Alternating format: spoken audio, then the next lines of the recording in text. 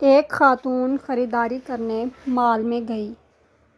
Cash counter پر ادائیگی کرنے کے لیے اس نے پرس کھولا تو دکاندار نے خواتین کے پرس میں ٹی وی کا ریموٹ دیکھا۔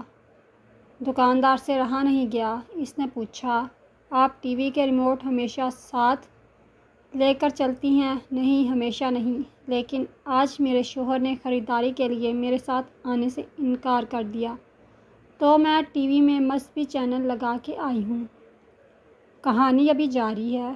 دکاندار ہنستے ہوئے بولا، میں تمام سامان واپس رکھ لیتا ہوں کیونکہ آپ کے شوہر نے آپ کا کریڈٹ کارڈ بلاک کر دیا ہے۔ سبق: اپنے شوہر کے شوق کا احترام کریں۔ کہانی اب بھی جاری ہے۔